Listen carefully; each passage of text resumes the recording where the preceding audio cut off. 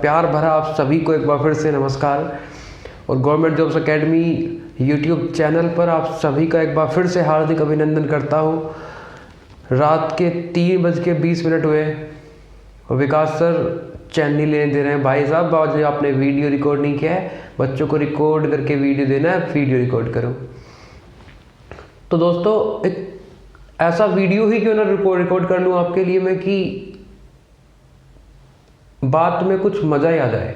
जो सो रहे हैं वो सो जाए, लेकिन जो पढ़ रहे हैं, पढ़ने वाले हैं, जल्दी से कॉपी पेन उठा लो, नोट करने को तैयार हो जाओ। आज ऐसी ऐसी चीज़ें सीखने वाले हैं जिससे क्वेश्चन पूछा ही जाएगा। फिल इन द ब्लैंक्स में, रिप्लेसमेंट में, इम्प्रूवमेंट में या स्पॉटिंग एरर में कहीं ना कहीं हमें टकराएगा क्वेश्चन और हम जरूर करके आएंगे, लिख के भी आएंगे। देखिए कैसे क्वेश्चन आएगा। जैसे हमारे सामने एक सेंटेंस लिखा है, सेंटेंस बड़ा अच्छा सेंटेंस है। क्या है सेंटेंस, पढ़ते हैं क्या है। My best friend left the country, I look forward to hear from her again soon. इस सेंटेंस को अगर आपसे स्पॉटिंग एरर में पूछ लिया जाए, चाहे वो बैंक में हो या एसएससी में हो, अगर बैंक में होगा तो 5 पार्ट बना के दे देगा, लास्ट में नो एरर लिख दिया जाएगा, ये ई वाला पार्ट बन जाएगा। और अगर आप एसएससी में हो तो डी बन जाएगा, यही होने वाला है। बाकी 3 पार्ट बन जाएंगे डी वाले के लिए, ABCD बन जाएंगे बैंक वालों के लिए। तो बड़ा इंपॉर्टेंट क्वेश्चन ये बनता है फिर एरर कहाँ पे है। अगर मैं आपसे पूछूँ ना अभी एरर क्या है, तो आपके मुंह से कुछ बच्चों के दिमाग में एकदम चल रहा होगा ये हियर नहीं आएगा, ये हियर का यूज नहीं किया जाएगा। अगर मैं इस हियर को यहाँ पे हियरिंग लिख दूँ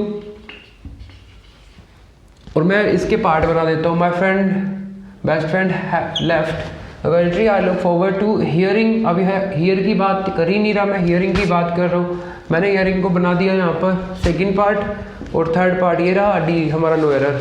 और अगर बैंक वाले हो तो मैं यहाँ पे इसे मैं बेस्ट फ्रेंड के बाद मार देता हूँ, उस वजह से क्या मार देता हूँ। अब बताओ आपका आंसर क्या होगा। अभी तक तो दिमाग में आंसर ये था कि टू हियर नहीं आएगा, हियरिंग आएगा। कुछ ने पढ़ रखा है लुक फॉरवर्ड टू के बाद ING फॉर्म आएगा। क्यों आएगा ये तो पता नहीं उन्हें, लेकिन पता है कि ING फॉर्म आएगा। ठीक है, मैंने आपकी बात मान ली, ING फॉर्म आएगा। ठीक है, अब बताओ कहाँ पे एरर है। इसका आंसर नो एरर तो नहीं है, कुछ और ही एरर है। ठीक है, तो अब ऐसी कंडीशन से अगर बचा जाए तो फिर क्या बचा जाए, मैं सीधी सीधी बात आज जिसे डिटेल में बताने वाला हूँ। बड़े ध्यान से देखो, मैं हियर ही लिख दे रहा हूँ यहाँ पे, क्यों ये हियरिंग आएगा इसकी भी मैं बात कर रहा हूँ अभी। बस अगर सेंटेंस को मैं अभी इसे पूरे को कर दूं यहाँ से, लेफ्ट से लेके the country I look forward to hear तक, तो फिर क्या क्या बनेगा पार्ट, मैं इसे अंडरलाइन कर दे रहा हूँ। इसके क्या क्या आंसर्स हो सकते हैं, क्या क्या ऑप्शंस हो सकते हैं हमारे पास। उन ऑप्शंस को पढ़ने के लिए देखता हूँ मैं पहले तो आपको लुक फॉरवर्ड टू हियर वाला पार्ट कंप्लीट करके देता हूँ। क्या है बच्चों, एक बात समझो इन्फिनेटिव के बारे में। मैंने लास्ट वीडियो में भी कुछ कहा था इन्फिनेटिव को लेकर, आज फिर से कह रहा हूँ। इन्फिनेटिव की बात करो तो इन्फिनेटिव है क्या। इन्फिनेटिव एक वर्ब है ना। वर्ब के 2 पार्ट होते हैं, एक फाइनाइट वर्ब, एक non finite verb. Type wise पढ़ाए जाते हैं, मैं तो टाइप वाइज पढ़ाता हूँ। तो टाइप वाइज का क्या सिस्टम है, मैं टाइप वाइज लेके चलता हूँ, बेसिक में फिर एडवांस में, उसके अलग अलग टाइप्स के अकॉर्डिंग मैं वर्ब के पार्ट को पढ़ाता हूँ।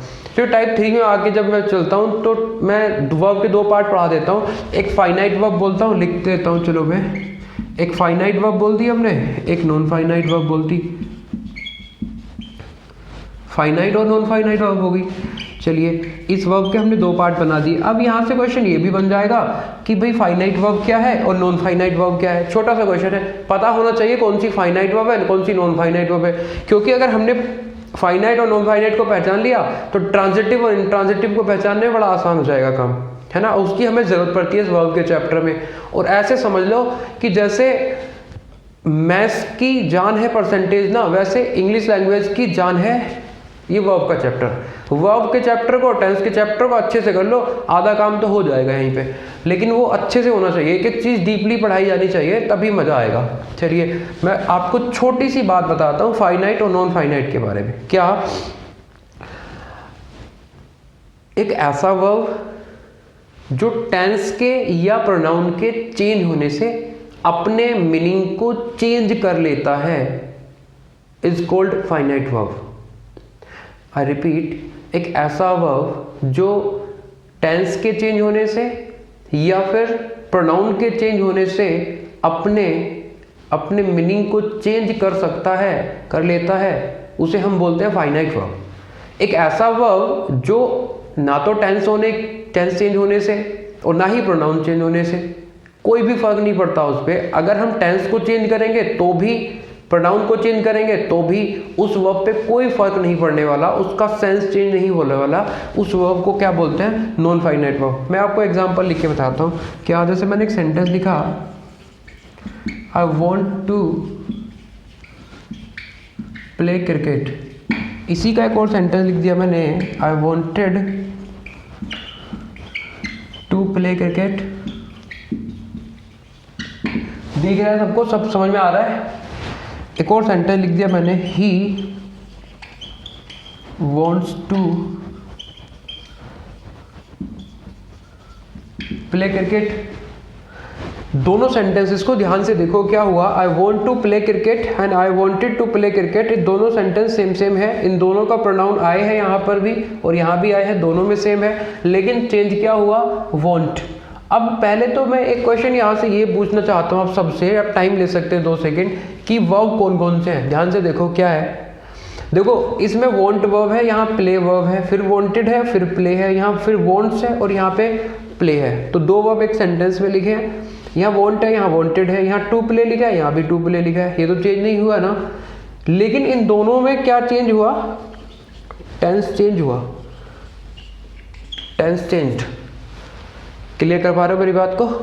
उसके बाद लिखा है ही वॉन्ट्स टू प्ले। मैं फर्स्ट एंड थर्ड की बात कर रहा हूँ। अभी मैंने फर्स्ट और सेकंड की बात की, मैं अब फर्स्ट एंड थर्ड की बात कर रहा हूँ। इन दोनों में वॉन्ट्स लिखा है, यहाँ भी वॉन्ट लिखा है। सब्जेक्ट हमारा सिंगुलर नहीं था, इसलिए हमारी वर्ब प्लूरल लिखी है, तो ये प्रेजेंट इंडेफिनिट बना। क्योंकि एस एस और पीपी का जो आपने कंसेप्ट पढ़ा होगा, वो देखा होगा ध्यान से, मैंने पढ़ाया था आपको। एस एस और पीपी, सब्जेक्ट सिंगुलर तो वर्ब भी सिंगुलर, सब्जेक्ट प्लूरल तो वर्ब भी प्लूरल। सब्जेक्ट हमारा ही सिंगुलर है तो वर्ब भी हमारी प्लूरल लिखी है, तो ये भी प्रेजेंट इंडेफिनिट है। यहाँ तो टेंस चेंज नहीं हुआ सर। इन दोनों में क्या चेंज हुआ? प्रोनाउन चेंज हुआ। जब इन दोनों में प्रोनाउन चेंज हुआ, प्रोनाउन चेंज होने पे वॉन्ट का मतलब चेंज हुआ? जी हुआ। इन दोनों में टेंस चेंज होने पे क्या वॉन्ट का मतलब चेंज हुआ? बिल्कुल हुआ। मैं खेलना चाहता हूँ, मैं खेलना चाहता था, तो चाहना तो चेंज हुआ ना, चाहता हूँ और चाहता था। इन दोनों में वॉन्ट का मीनिंग चेंज हुआ? बिल्कुल हुआ, क्योंकि मैं चाहता हूँ और वह चाहता है, तो दोनों में अंतर समझ में आ रहा है। लेकिन क्या टेंस चेंज होने पे प्ले ने अपने सेंस को चेंज किया? ये तो खेलना ही है, मैं खेलना चाहता हूँ, मैं खेलना चाहता था, ये तो चेंज नहीं हुआ ना। ऐसे यहाँ पे ये भी चेंज नहीं हुआ। मतलब एक वर्ब ऐसा है वॉन्ट, जो टेंस के चेंज होने पे या प्रोनाउन के चेंज होने पर अपने सेंस को चेंज कर रहा है। एक वर्ब ऐसा है जो टेंस के चेंज होने पे या प्रोनाउन के चेंज होने पे कोई मीनिंग में बदलाव आ ही नहीं रहा, तो चेंज हो ही नहीं रहा उसमें। जब चेंजेस नहीं हो रहे इसमें, जब ना हो तो उसे हम नॉन फाइनाइट वर्ब बोलते हैं, जब होते हैं तो उसे फाइनाइट वर्ब बोलते हैं। मतलब वॉन्ट कैसा वर्ब है सर? फाइनाइट। और टू प्ले कैसा वर्ब है सर? Non finite. बात समझ में आ रही है? ठीक है, इतनी बात इसे मिटा दूं। अब मैं वापस आता हूँ इन्फिनेटिव वाले पार्ट पे। क्या है इन्फिनेटिव वाला पार्ट बच्चों? नॉन फाइनाइट वर्ब की बात मैंने की अभी। नॉन फाइनाइट वर्ब क्या है? नॉन फाइनाइट वर्ब एक ऐसा वर्ब है जो ना तो टेंस होने पे बदलेगा, ना तो प्रोनाउन के चेंज होने पे बदलेगा। नॉन फाइनाइट 3 तरह का होता है, मैंने पहली वीडियो में बताया था आपको, मैं इस बार लिख के बता रहा हूँ। इसके 3 पार्ट होते हैं। कौन कौन से पार्ट होते हैं? 3। फर्स्ट पार्ट इन्फिनेटिव,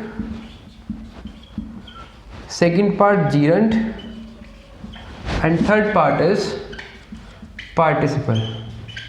पार्टिसिपल क्या है, जीरंट क्या है, इन दोनों की बात मैं बाद में बताऊंगा आपको। इतना समझो आप इन्फिनेटिव क्या है पहले, मैं जीरंट की बात भी करूंगा अभी। ठीक है, इस इन्फिनेटिव की बात करता हूं मैं। ठीक है, चलिए मैं इस इन्फिनेटिव की बात करता हूँ। इन्फिनेटिव है तो बहुत तरीके से बच्चों, बहुत ही मतलब perfect infinitive, bare infinitive, gerundial infinitive, कई तरह के पढ़ते हैं हम। लेकिन हम सीधी सीधी बात करना चाहता हूँ आपसे कि आप इतना पढ़ो कि वर्ब की फर्स्ट फॉर्म के साथ वर्ब की फर्स्ट फॉर्म के साथ अगर हम टू लिख दें तो हम उसे इन्फिनेटिव बोलते हैं। जैसे मैंने लिख दिया टू प्लस प्ले, ये टू प्ले बन जाएगा, तो टू प्ले एक इन्फिनेटिव होगा। To go, to plus verb की फर्स्ट फॉर्म से बना, इन्फिनेटिव होगा। टू स्लीप, स्लीप की बात ही हो रही है ना, इसलिए sleep. To sleep, to plus की फर्स्ट फॉर्म से बना इन्फिनेटिव होगा। टू फाइट इन्फिनेटिव होगा। बात समझ में आ रही है? मतलब एक बात यहाँ से एक और नया पॉइंट बनाकर हम ये पढ़ सकते हैं और पढ़ना पड़ेगा हमें। क्या पॉइंट बनेगा, नोट कर लीजिए अब इस पॉइंट को, कि टू के बाद आने वाला जो फॉर्म होगा वर्ब का, आने वाला जो वर्ब होगा उस वर्ब का फर्स्ट फॉर्म ही आना चाहिए, सेकंड फॉर्म या फिर थर्ड फॉर्म नहीं आ सकता। बात समझ में आ रही है? एक और फॉर्म पढ़ते हैं हम, आईएनजी फॉर्म, वो भी नहीं आ सकता। इतनी बात क्लियर हुई? क्योंकि टू स्लीपिंग गलत हो जाएगा, टू गोइंग गलत हो जाएगा, टू वेंट भी गलत हो जाएगा बच्चों, एंड टू फोर्ट भी एरर बन जाएगा। इतनी बात क्लियर है? इसे मिटाऊं मैं? इस टू को समझना पड़ेगा, क्योंकि टू दो तरीके से समझना है हमें। ये टू एक प्रपोजिशन है, टू एक प्रपोजिशन है। और याद रखो कि जब एक वर्ब के तुरंत बाद प्रपोजिशन का यूज हो, when preposition is used just after verb, then इस प्रपोजिशन के बाद आने वाला वर्ब नॉन फाइनाइट वर्ब होगा। पहली बात, नॉन फाइनाइट वर्ब का भी पार्ट होगा जीरंड बोलते हैं हम जिसे। अब ये जीरंड क्या है? जो नए बच्चे हैं, जो नए स्टूडेंट्स हैं, जिन्हें पता नहीं चल रहा जीरंड क्या है, वो जरा ध्यान दे। जीरंड क्या है? जीरंड एक आईएनजी फॉर्म में लिखा हुआ वर्ब है। जीरंड एक आईएनजी फॉर्म में लिखा हुआ वर्ब है, लेकिन वो काम करेगा नाउन की तरह।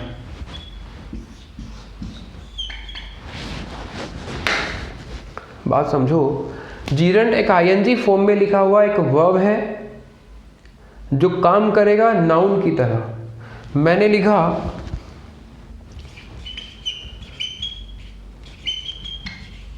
Swimming is a good exercise. Swimming is a good exercise. Swimming ING form में लिखा हुआ एक वर्ब है। अगर मैं एक किसी सेंटेंस को कुछ ऐसे लिख दूं, ही इज स्विमिंग,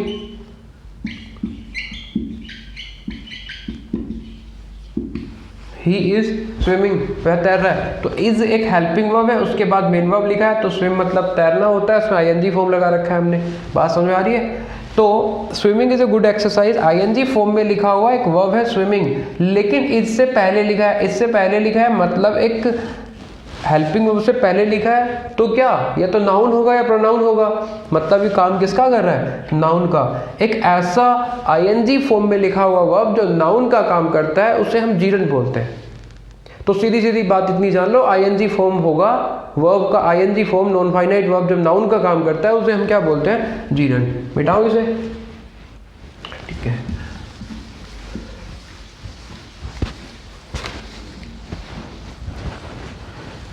अब हम क्या पढ़ रहे थे, वापस आऊंगा पॉइंट पे, कि वर्ब के तुरंत बाद जब प्रपोजिशन का यूज हम करते हैं तो उसके बाद क्या जो वर्ब आएगा उस वो जीरंड फॉर्म में होना चाहिए। वो नॉन फाइनाइट वाला फॉर्म जीरंड फॉर्म में होना चाहिए सर। अब ये जीरंड फॉर्म अभी हमने पढ़ा कि जीरंड फॉर्म आईएनजी फॉर्म से बनता है, तो यहाँ पे हमने नोट कर दिया कि हमें आईएनजी फॉर्म चाहिए। वर्ब प्लस प्रपोजिशन के बाद हमें क्या चाहिए? ING form. इतनी बात समझ में आ रही है? तो टू क्या है? एक प्रपोजिशन। तो इस वाले पॉइंट से कि टू एक प्रपोजिशन है, तो इसके बाद भी, प्रपोजिशन के बाद भी क्या चाहिए मुझे? ING form. बहुत इंपॉर्टेंट पॉइंट है ये, आप इसे नोट करते रहिएगा। पहले समझो इसे, उसके बाद नोट करना वीडियो को पॉज करके। अब टू दूसरे तरीके से कैसे काम करेगा? सेकंड पार्ट इसका क्या बन रहा था, अभी हमने पढ़ा एज पार्ट ऑफ इन्फिनेटिव। अभी हमने इन्फिनेटिव के साथ भी तो पढ़ा टू को, जैसे टू गो। टू गो से हमने जब देखा तो टू गो क्या है? इन्फिनेटिव है, तो इन्फिनेटिव में भी टू का यूज करते हैं हम। टू एक प्रपोजिशन भी है सर, तो जब टू प्रपोजिशन भी है तो प्रपोजिशन की तरह से यूज होगा। प्रपोजिशन का एक पॉइंट हमारे पास है कि वर्ब के तुरंत बाद कभी प्रपोजिशन का यूज होगा तो उसके बाद आने वाला वर्ब जीरंड होना चाहिए। जीरंड से पता चला जीरंड क्या है सर? जीरंड एक आईएनजी फॉर्म में लिखा हुआ वर्ब है जो नाउन की तरह काम करता है। इतनी बात क्लियर हो रही है? तो अब पॉइंट ये बनता है कि टू के बाद अभी हमने पढ़ा एज पार्ट ऑफ इन्फिनेटिव पढ़ेंगे तो वर्ब का फर्स्ट फॉर्म यूज होगा। To plus go, to plus sleep, to plus fight, to plus wait वगैरह वगैरह। अगर हम टू को प्रपोजिशन की तरह से पढ़ेंगे तो टू के साथ आईएनजी फॉर्म का यूज होगा। हम कहाँ कहाँ डिफरेंस देखेंगे, कैसे डिफरेंस देखेंगे, आप इस इतनी बात को पहले लिख लीजिए, उसके बाद मैं इसे इरेज करके आगे बढ़ता हूँ। चलिए देखो, अब हमें पता लगाना होगा कि जो टू लिखा है ये टू किसका काम कर रहा है, ये प्रपोजिशन का काम कर रहा है या फिर ये as a part of infinitive हो रहा है यूज। बात समझ में आ रही है? दो तरीके से काम कर सकता है, इतनी बात तो क्लियर है। अब पता करना है हमें, पता कैसे चलेगा कि काम किसका कर रहा है। सीधी सीधी बात समझो, इस टू के बाद नाउन या प्रोनाउन को यूज करके देखो। इस टू के बाद नाउन या प्रोनाउन को यूज करके देखो कि अगर ये नाउन यूज होगा, प्रोनाउन यूज होगा, इसके बाद मेरी आदत है प्रोनाउन को ऐसे लिखने की क्योंकि नाउन का प्रोवर्जन प्रोनाउन कहलाता है। टू के तुरंत बाद नाउन या प्रोनाउन को लिख कर देखो, अगर वो सही है, उसका मीनिंग, उसका सेंस बनता है तो ये टू प्रीपोजिशन का काम कर रहा है। दोबारा बोल रहा हूँ, टू के जहाँ भी टू लिखा है उस टू के बाद कोई भी अपनी तरफ से नाउन या प्रोनाउन लगाकर देखो, अगर उसका सेंस बनता है, ये सेंसिबल है, तो वो टू यकीनन प्रपोजिशन होगा। और अगर उसका टू का सेंस नहीं बनता तो यकीनन वो टू काम करेगा किसकी तरह sir, as a part of infinitive. जैसे मैंने लिखा sorry,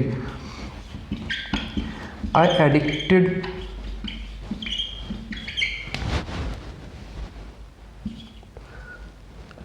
to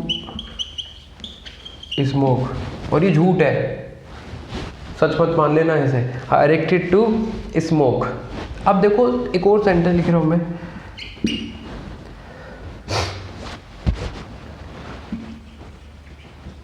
I want to go there. पहले मैं उस वाले सेंटेंस से शुरू कर रहा हूँ। Sentence I want to go there, I want to go there. मैंने अभी क्या बताया, इस टू को देखो, यहाँ भी टू लिखा है, यहाँ भी टू लिखा है। स्मोक मतलब आपको पता है एक वर्ब है, गो एक वर्ब है, दोनों में एक वर्ब का यूज़ किया गया है। यहाँ आप स्विम भी लिख सकते हो, व्हाटएवर जो भी लिखना चाहते हो, दोनों वर्ब ही है। I want to go there. अब इस टू के बाद एक अपने तरफ से नाउन लगा कर देखो, यहाँ भी एक नाउन लगा कर देखते हैं। आप जो भी चाहते हैं वो नाउन लगा लो। मैंने यहाँ आई वॉन्ट टू चेयर लिख दिया। बात समझ आ रही है? चेयर को छोड़ के और कुछ बताओ, फ़ोन लिख दो, क्योंकि फ़ोन से अच्छे से समझ में आएगा दूसरे वाले सेंटेंस में। मैं बोलता हूँ I want to phone, I want to phone. Sentence का कोई सेंस बन रहा है? सेंटेंस ही बनेगा I want a phone, I want a phone. मैं एक फ़ोन चाहता हूँ, I want phones, many phones. I want to phone तो नहीं बनेगा ना। आई वॉन्ट, अब यहाँ पे एक और सेंटेंस लिख लो आप, यहाँ एक प्रोनाउन यूज़ करके देख लो, आई वॉन्ट टू हर या आई वॉन्ट हर। समझ रहे हो बात को? तो सेंटेंस में सेंस बन ही नहीं रहा। जब नहीं बन रहा, टू काम कर ही नहीं रहा नाउन प्रोनाउन लगाकर, तो ये प्रपोजिशन का काम कर ही नहीं सकता, किसी भी हाल में नहीं कर सकता। बहुत इंपॉर्टेंट चीज़ है। तो ये किसका काम करेगा? As a part of infinitive. तो ये यहाँ पे to as a part of infinitive काम कर रहा है, मतलब ना तो यहाँ हर यूज़ कर हो रहा है, ना फोन यूज़ हो रहा है। यहाँ पे गो लिखा जाएगा क्योंकि इन्फिनेटिव बनता है टू प्लस फर्स्ट फॉर्म से। तो याद रखना, ये अगर किसी वजह से गोइंग आ भी गया लिखा हुआ तो टू के बाद आईएनजी फॉर्म नहीं आता क्योंकि इन्फिनेटिव है। अब इस सेंटेंस को देखो, मैंने पहला लिखा था फोन, मैं यहाँ फोन लिख देता हूँ। दूसरा लिखा था हर, मैं हर लिख देता हूँ। Addicted to phone, addicted to her. मैं फोन से एडिक्ट हूं, एडिक्टेड हूं ये सेंटेंस ये भी हो सकता है I am addicted, I am addicted to smoke, I am addicted to phone, I am addicted to her. Smoke की बात तो छोड़ ही दो क्योंकि वर्ब है, ये नाउन और प्रोनाउन हमने लगा के देखा। आई एम एडिक्टेड टू, अब आपने ऑब्जेक्ट के बारे में पढ़ा होगा, है ना। ऐसा ही तो सेंटेंस लेता हूँ ताकि आपका कन्फ्यूजन दूर हो जाए बिल्कुल। I am looking forward to new phone. इस न्यू फोन को यहाँ से मैं हटा देता हूँ, मैं यहाँ लिख देता हूँ क्या, टू गो देयर। अब मैं फिर से देखो, टू के बाद मैं एक न्यू फोन लिखता हूँ, कुछ भी लिख दो आप, कोई भी नाउन लिख सकते हो, कोई भी प्रोनाउन लिख सकते हो। I am looking forward to a new phone, to a new phone, मैं एक नए फोन की तरफ देख रहा हूँ। बात समझ में आ रही है। तो क्या हम यहाँ पा रहे हैं इन जिसमें भी I am addicted to, I addicted to phone, कि यहाँ पे टू काम कर रहा है लेकिन वहां पे टू काम नहीं कर रहा था, है ना। यहाँ पे एक ऐसे वर्ब दिखाई दे रहे हैं मुझे, 2 3 4 5 है, कुछ लिखूंगा अभी आपके सामने कि यहाँ पे टू काम कर रहा है एक नाउन प्रोनाउन लगाकर। जब ये टू काम करेगा नाउन प्रोनाउन का, तो ये किसका काम करेगा सर, प्रपोजिशन का। अभी स्ट्रक्चर पढ़ा हमने कि वर्ब के तुरंत बाद कहीं भी एक प्रपोजिशन लिखा हो तो उसके बाद आने वाला non finite verb sir infinitive नहीं होगा, वर्ब की फर्स्ट फॉर्म में नहीं होगा, जीरेंड होना चाहिए। जीरेंड कैसे बनता है बोल दो जरा। जीरेंड बनता है आईएनजी फॉर्म से, आईएनजी फॉर्म में लिखा हुआ एक वर्ब नाउन की तरह काम करेगा तो जीरेंड होगा। इतनी बात क्लियर हुई। बात कुछ अगर समझ में नहीं आई तो मैं और समझाने की कोशिश करता हूँ। आप इसे लिख सकते हैं, इससे भी क्वेश्चन बनता है, आ जाता है एसएससी में क्वेश्चन पूछ लिया जाता है। क्या है इसका क्वेश्चन देखो, अभी मैंने लिखा आई यूज्ड टू स्लीप, या कोई भी सेंटेंस लिखा मैंने, I used to, okay I used to sleep. जब आई के साथ हमने यूज टू लिखा है, कोई भी सब्जेक्ट के साथ हम यूज टू लिखते हैं तो इसका मतलब हो जाता है कि मैं पास्ट में कुछ किया करता था। आई यूज टू स्लीप, मैं सोया करता था। I use to sleep in the वगैरह वगैरह आप लिख सकते हैं कुछ भी। आई यूज टू स्लीप, मैं सोया करता था। इसी सेंटेंस को लिख दिया जाए I am use to sleep,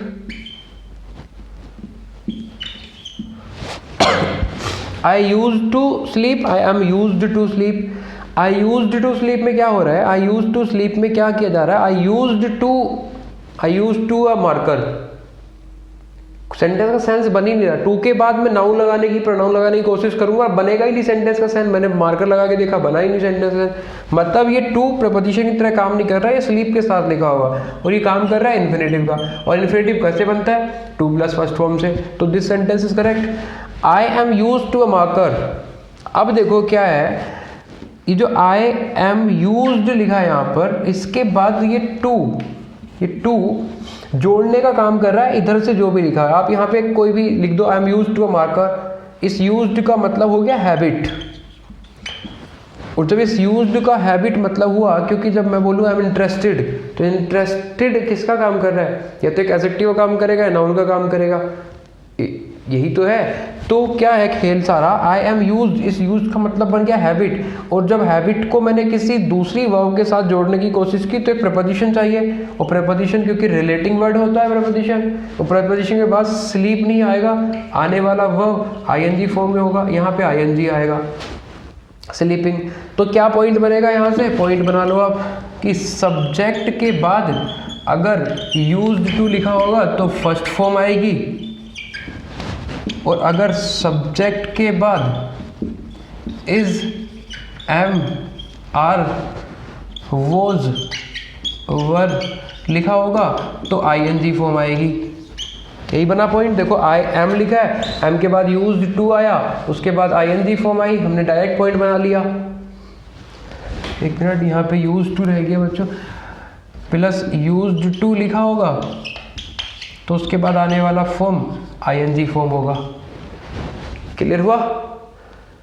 अरे इतनी बात क्लियर हुई।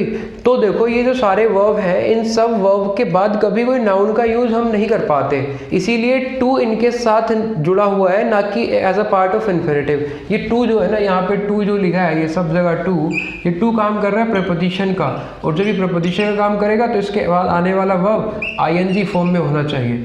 जब आईएनजी फॉर्म में होना चाहिए तो मैं वापस से एक सेंटेंस पे आऊँगा अपने, my best friend left the country, I look forward to, to किसकी तरह काम कर रहा है, प्रपोजिशन की तरफ से। I look forward to a pen, pen के साथ लगा, मतलब ये जब नाउन प्रोनाउन के साथ काम करेगा सही से तो सेंस बनेगा इसका, तो किसकी तरह काम करेगा, प्रपोजिशन। और प्रपोजिशन के बाद हियर आ ही नहीं सकता, आईएनजी फॉर्म आएगी, क्योंकि जीरन का यूज करना पड़ेगा और जीरन आईएनजी फॉर्म में लिखा जाएगा। क्लियर हुआ? तो यहाँ पे क्या आएगा, हियरिंग। पहला पॉइंट तो ये था, मैं इसे इरेज कर रहा हूँ। अब दूसरी बात क्या है, इसमें कहाँ पे है एरर, ये देखने की कोशिश करता हूँ। दूसरी चीज़, अगर अब हियरिंग की बात अगर हो ही गई है तो अब और दूसरा एरर कहाँ पे बन सकता है, क्योंकि हियरिंग तो मैंने स्टार्टिंग में समझा दिया था। इतनी बड़ी रामकथा क्यों समझाई, इतनी बड़ी रामकथा समझाने के पीछे कौन सी कथा का सार छुपा है वो देखने की कोशिश करते हैं। यहाँ अब सेंटेंस का जो पार्ट बना वो ये बना है, left the country I look forward to hearing। इस पार्ट में और क्या एरर है ये देखने वाली बात है। अगर मैं इसके ऑप्शन पे जाऊँ, मैं ऑप्शन अगर लिख दूँ, मैं यहाँ पे अगर मैं यहाँ हैड लिख दूँ बच्चों, had left the country I look forward to hearing, या फिर हैड ना लिखकर, ये तो सही है हमारा अभी तक जो पार्ट लिखा है। अगर मैं इसके साथ हैड लिख देता हूँ तो एक तो पार्ट ये बन जाएगा। कुछ बच्चे क्या करते हैं, यहाँ पे देखते हैं ये लेफ्ट लिखा है, लेफ्ट से पता चलता है उन्हें कि ये सेकंड फॉर्म है। जब सेकंड फॉर्म है तो ये पास्ट है, और जो ये पास्ट है तो पास्ट टेंस फॉलो करता है पास्ट को। तो यहाँ लुक का कुछ और करते हैं, वो लुक फॉरवर्डेड कर देते हैं कभी कभी, है ना।